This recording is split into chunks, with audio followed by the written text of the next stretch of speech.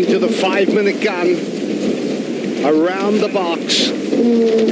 Prada very late, coming in from the pin end of the line, or the left-hand end. Team New Zealand around race control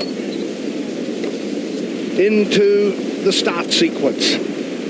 Now, one of the things we can see already, innovation from the New Zealanders, they have no top mast backstays on, which is most unusual because they'll certainly need those when they come off the wind.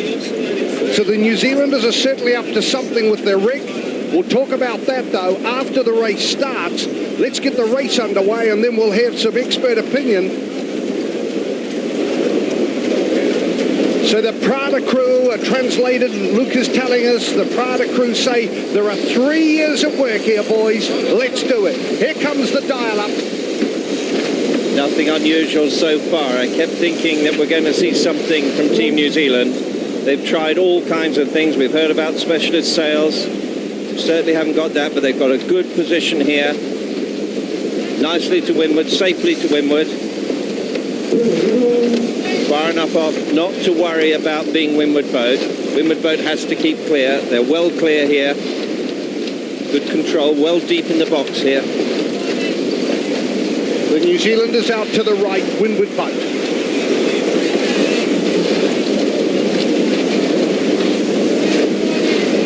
Team New Zealand are actually starting to move backwards here slightly. They're in a good position. Both boats absolutely stopped.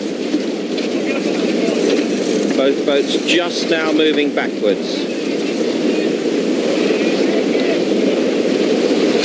New Zealand to the right, the breeze now at 14 knots.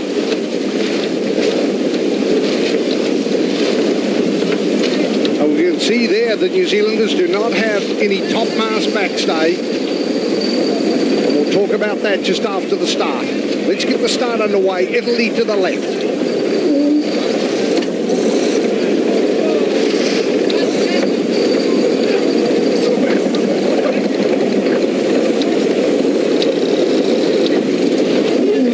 Fallen off here. That's very close. Team New Zealand a windward boat. They must keep clear. They're going to have to tack. Prada's slow, so they've gone off in opposite directions. Team New Zealand on port. Prada on starboard. White flag, green flag. No incident.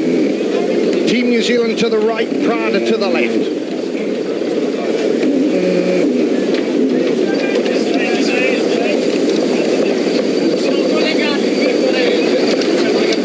Goes, stand by another dial-up here. Same situation. Can Prada get across in front of them or not? 2 minutes. They're getting very close to committal time. Here they come again. Prada must keep clear. Prada on port. Question is, can Prada lay by sheeting on starboard? Could they lay the pin? Or have Team New Zealand got them blocked outside the lay line? Looks as though the right-hand side is favoured. Some problems in getting audio off the boats. We're not able to hear the conversations. Our engineers are working on that. Wind has gone back left, Peter. We're 180 here. Now the question is, are Prada able to lay? Can they make that buoy? Team New Zealand got good control here. 115. They're only about 25 or 30 from it, so time to kill here. I think Prada can lay the pin.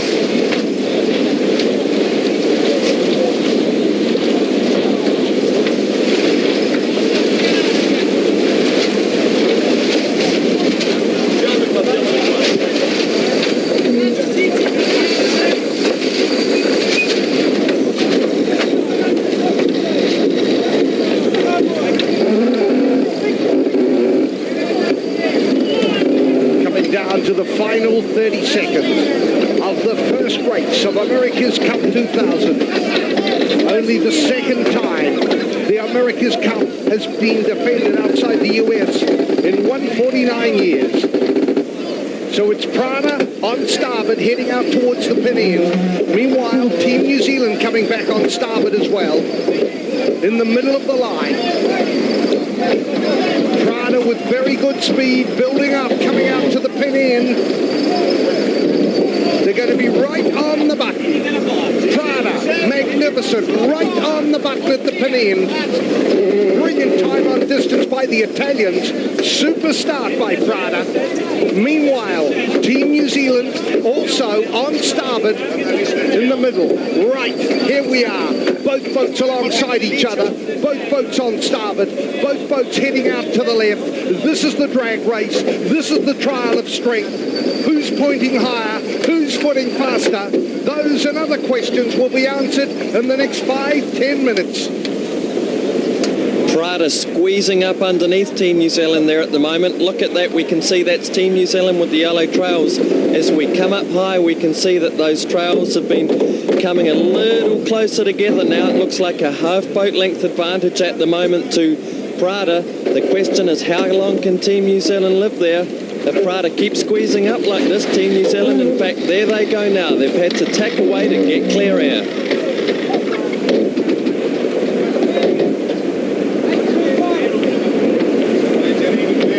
Well, that was an interesting start. Certainly, I think Prada gained the advantage there to get that leeward position and to be able to first push Team New Zealand off as they've now tacked, and Prada joining them over on port tack now.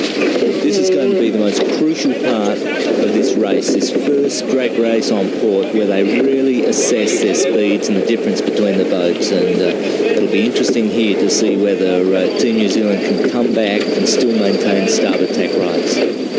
Getting out towards the right-hand ley line. I'll take 18 out of the tag, Look how close this is. Team New Zealand coming back. Prada again will go stay fluid if they can't cross. No other options. Prada will not dip. They'll tack to leeward. It's like going to Team New Zealand, I'd say. They'll keep their bow down. They'll go very fast at them. Took Prada a little late last time in tacking. Now, Team New Zealand might live there. Team New Zealand might live there to the top mark. Pendulum swung back to Team New Zealand here, big time. They're off them. Don't know how close they are to this ley line. That's important. Team New Zealand starting to crank up here. Look, again, got off them. So Team New Zealand now with the advantage. They are in the windward position. And it's not just a question, Chris, is it, of the bow in front of Prada, but they are out to the left, therefore in the windward position. I thought Prada were late in that tack, and we talked, as Team New Zealand approached, I said going fast. What I mean by that is they put their bow down, they came away from the breeze, drove at Prada, made Prada tack slightly early, used that extra inertia to slingshot up to windward to be in the controlling position you see now. Well, it's a good start by Prada, but boy, isn't this encouraging for Team New Zealand. Already in this first race, we have seen one boat pass another boat, and that's significant. For Team New Zealand to actually come from behind on the first beat and get round Prada, that's good news for New Zealand. Interesting time right now with Team New Zealand getting the jump on Prada, and what they've managed to do is press their bow down a little harder, use that long waterline length, and they're really jumping out now to a great lead. This is fantastic sailing by Team New Zealand at the moment. And we see here Prada's about to tack to get out of this situation. Out on the bottom base, and the big screen has a capacity crowd in front of it, and they are giving it heaps as we go back on the water. Peter Montgomery. Prada went on to port. Team New Zealand went with them. Prada first back. Team New Zealand matched it. 2 dummy tacks. Put them away. I want you to put them away now. That's the voice of Simon Dalton. Prada going again, look. They're early. Going back. Dummy tack by Prada. The New Zealanders haven't boarded again. They're actually losing by doing this. They should just go fast to the ley line, make Team New Zealand be the first one to attack and follow them round. Look America is telling us that they are discussing maybe a jibe set as well. That's what they have been discussing. The New Zealanders discussing a barrowweight set. Here goes Team New Zealand, NZL 60 on the tack, on the port lay line to go through to the Mark 1 to complete leg 1 of 6. Now the Italians tack, and they've got to suck that dirty air that'll be distilled off the New Zealand sails all the way to mark number 1. And it's the defenders, Team New Zealand, picking up where they left off on May 13, 1995 in front. Team New Zealand, Dean Phipps in the bow, with Joey Allen, Matt Mason on the mast. Go, baby. Sheet Battler button. Sheeted Battler. That is Simon Daubney talking to Robbie Naismith. Robbie Naismith's nickname is Battler. And the New Zealanders have set. Yeah, you got it. Well done.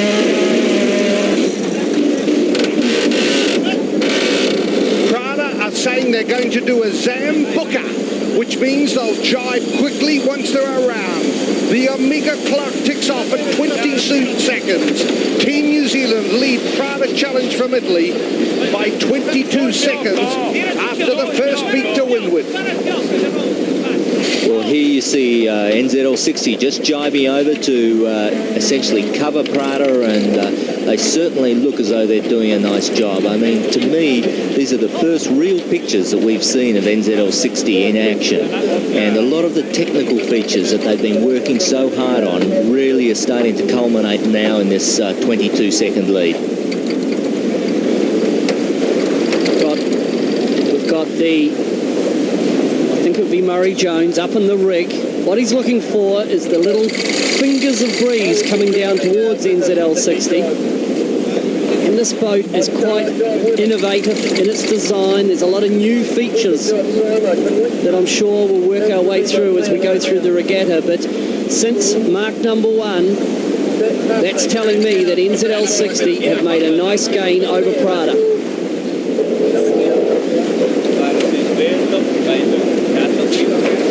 We're out to 149 metres, so that is in fact a gain over Prada in the first third of the downwind leg.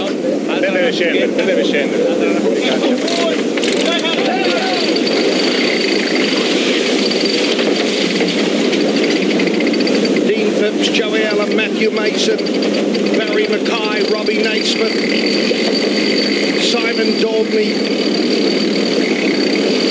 Dean Phipps on the bow, Joey Allen just behind him.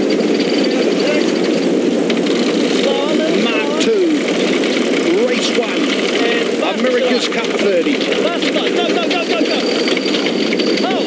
That's the voice of Simon Daubney. Remember, Team New Zealand led by 22 seconds at Mark 1. A very different angle for the Italians. They're coming in a lot slower. And the Omega clock ticks over at 22 and is still ticking. It is a gain to Team New Zealand as the Italians round Mark 2 and Luna Rossa rounds out 36 seconds. So it goes from 22 to 36 seconds. And the call coming off the Italian boaters, we want to tack immediately. Hurry, hurry, hurry, we need to tack, is the call coming off the Italian boat. Yeah, they paid the penalty of coming in too slow there to the bottom mark.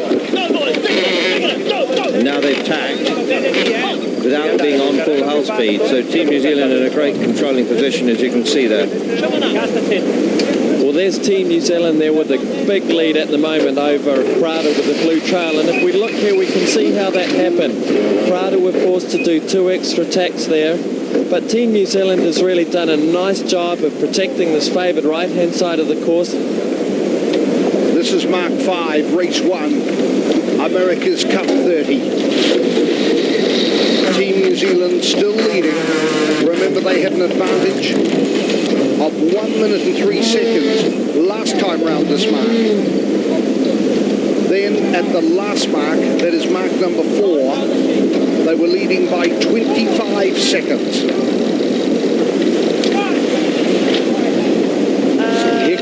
set. Beautiful set by Team New Zealand. They're clear of them there, going to windward. It's a big gain uphill. What was it at the bottom? 25? It was 25 seconds. It's going to be way over a minute. They've more than doubled. They've gone, I would say... Well, yes, I know there's been right-hand shifts, Chris. The oscillating breeze, but in the end, I think we can... An interesting translation coming off Prada is that they feel they have chosen the wrong mainsail today, which is a real admission. After all, that is the power, that is the motor. So maybe it's early yet in this first race, but based on what we've seen, Team New Zealand seem to have a speed edge on the speed to windward, whether or not it's because of the wrong mainsail chosen by Luna Rossa. Here the Italians coming round mark number 5. They trailed by 25 seconds at the last mark. The Amiga clock ticks off at 1 minute and 16 seconds. That is the biggest advantage to NZL 60 in the race so far. Very, very hard to nitpick on any mistake in tactics. They've been spot on. Really, we've seen some tactical mistakes by Prada, and the issue is the unsung heroes forward of the afterguard aboard Team New Zealand. Their boat handling has been outstanding in every respect. Yes, I think significantly they jibed the Jenicas very well indeed. There are only 2 comments I'd like to make. One is, I think Team New Zealand at the start, could they have wanted the pin end? I'm not sure, you know. Prada got the pin beautifully, and they came off the line, and Team New Zealand had to tack away. Question, that perhaps I'm not sure they wanted the right there. The second comment I've got to make is about Prada, is that I think they were maybe bound up, a little nervous, but you know, dummy tacks, that's not going to fool anyone. Jibe setting in light air, is that a good thing? Missing the leeward ley line, so coming in slow to the bottom mark, all a bit nervous maybe, and I'm not trying to be critical because I know they're trying so hard. Look at that. This is a spectacular sight as we come to the finish of race 1, America's Cup 2000. They're sailing into an avenue or boulevard of boats. It is breathtaking. There's been no America's Cup with a spectator fleet like this. Yes, Auckland heralded as the city of sails, and visitors from all around the world, including challengers from the syndicates who left Auckland before Christmas, have been amazed by the wonderful sailing venue, the Hauraki Gulf, and the enthusiasm of the people, the knowledge of people following this event. Dennis Connor said Auckland's the only place that you can get into a taxi and a taxi driver tells you about what a bad jibe you made on leg number 2 in race number 3. And we can see the enthusiasm today. Estimates yesterday of up to 5,000 spectator craft. Let's be conservative and say 3,000 out on the water today. There must be close to 100,000 people out on the water alone. And many others around the beaches and headlands of Auckland. Harbour Master James McPetrie has contacted us to compliment the spectator fleet for keeping the speed below 5 knots to try and reduce the spectator wash. Just over 2 minutes to go. I think what you can do, New Zealand, is breathe a sigh of relief that finally we've gone out here and we've finally seen 2 boats go head to head, and Prada obviously haven't got a significant advantage. So it's going to be a boat race. Team New Zealand are obviously a match for them in the condition that I think you could have feared Prada in. But what you've seen out of Prada in the semi-final and particularly in the final is when the chips get down, they have a way of fighting back. Certainly in the last 2 races in the Louis Vuitton Cup final, they came back and showed real grit. So there's more in that team. There's quite a lot to fear. Looking ahead to Tuesday and Thursday, the next races, there is a forecast of a completely different conditions from the northeast at 15 knots. That's the face of Russell Coots, the only sailor in the history of yachting to win an Olympic gold medal and skip an America's Cup winner.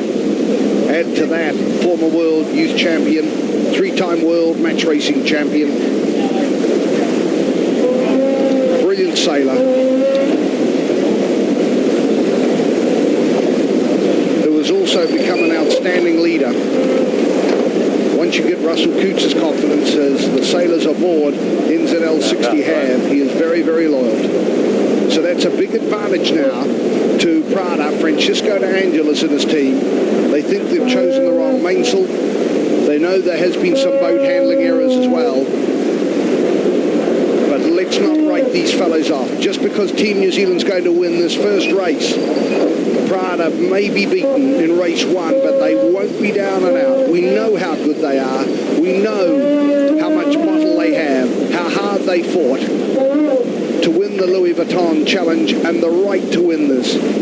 But a little more relaxed aboard Team New Zealand with Dean Phipps, Joey Allen on the bow, Matthew Mason back at mast, Barry Mackay's the pit, Craig Monk, Andrew Taylor, Robbie Naismith, Simon Daubney, Murray Jones, Warwick Fleury, Jeremy Scantlebury, Tony Ray, Richard Dodson, Tom Snackenberg and Brad Butterworth make up the outstanding crew for skipper Russell Coots. And Team New Zealand, NZL 60, come down to the line to win race 1, America's Cup 2000. In the defence of the America's Cup out of Auckland, New Zealand. So Team New Zealand have been able to achieve something that the Kookaburra team could not do out of Fremantle. This is the first win by a team defending outside the United States in 149 years.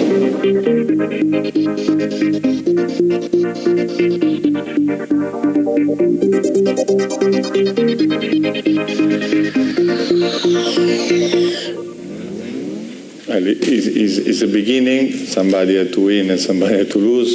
Would have been nicer the opposite, but just the first day. And you know, if we go back to that cross, if we could have put a lee bow that would stick, then could have been a different day. I think both teams would come back with some feelings about the day. Somebody could think something to improve or how to play differently.